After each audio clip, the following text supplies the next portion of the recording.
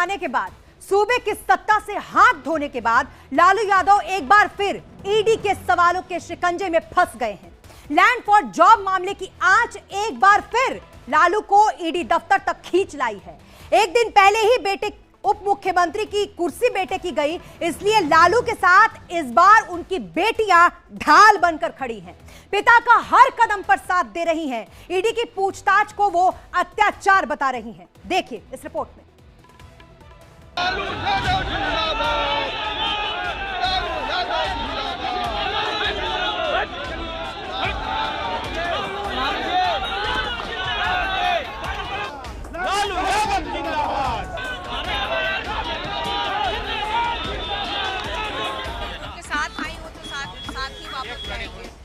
मैं नीतीश कुमार सत्यनिष्ठा से प्रतिज्ञान करता हूं कि मैं विधि द्वारा स्थापित भारत के संविधान के प्रति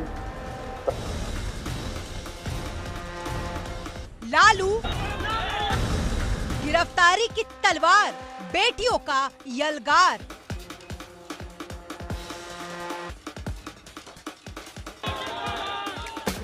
नहीं फंसेंगे लालू, फिर निकलेंगे। नीतीश कुमार के एक बार कहा बिहार की सियासी तस्वीर एक्शन भी तेज हो गई, जिसकी गिरफ्त मुख्यमंत्री लालू प्रसाद यादव है। बिहार में अब उनकी सरकार नहीं और उन पर ईडी की तलवार, जिसका प्रेशर पूरे परिवार पर है। दशकों तक ईडी दफ्तर के चक्कर लगा रहे हैं, घोटाले से जुड़े सवालों का जवाब दे रहे हैं।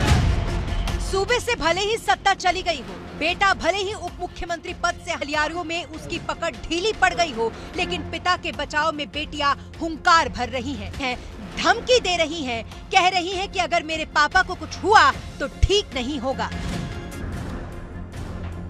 चार से जुड़े सवालों का जवाब देने ईडी दफ्तर पहुंचे 75 साल के लालू प्रसाद यादव के साथ उनकी बेटी मीसा भी पहुंची। पिता के साथ अंदर एंट्री ना मिलने पर वो काफी देर तक गेट पर ही खड़ी रही। नाराज हुई, लेकिन नियमों का क्या, पूछताछ तो अकेले में ही होती है, तो लालू से भी हुई। पिता के साथ एंट्री ना मिलने पर लालू को छोड़कर मीसा भारती ईडी दफ्तर के सामने ही दादी जी शक्तिधाम मंदिर में पूजा करने चली गई। परिवार को इस संकट से उबारने की प्रार्थना की। शक्तिधाम मंदिर में पूजा करने के बाद मीसा भारती वहीं धरने पर बैठ गई और कहा कि पिता के साथ आई हूँ, साथ ही वापस जाऊंगी।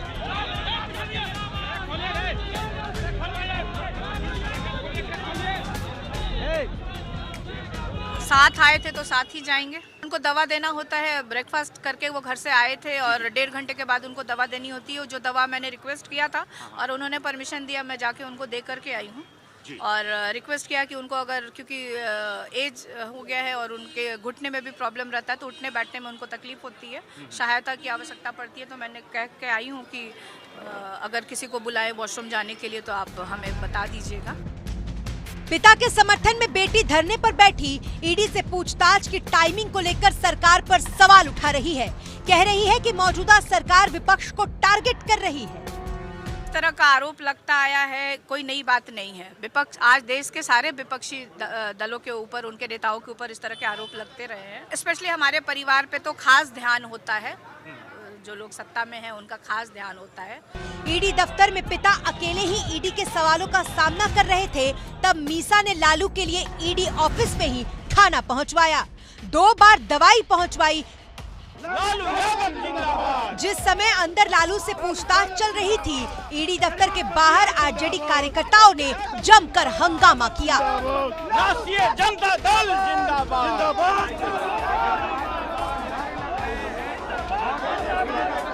आरजेडी सांसद मनोज झा का कहना है कि ये ईडी का नहीं, बीजेपी का सम्मन है।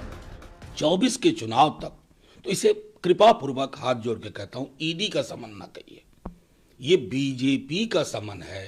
सत्ता शीर्ष के 2 लोग रात भर बैठ के यही प्लान करते हैं कि जो मजबूत ताकतें हैं उनको ईडी, आईटी, सीबीआई करते हो। विजय सिन्हा ने भी लालू यादव पर हमला बोलते हुए कहा कि ईडी एक संवैधानिक एजेंसी है, ईमानदार है तो सहयोग करे। वहीं सम्राट चौधरी का लालू यादव पर निशाना, कहा लालू परिवार के लिए भ्रष्टाचार गहना है।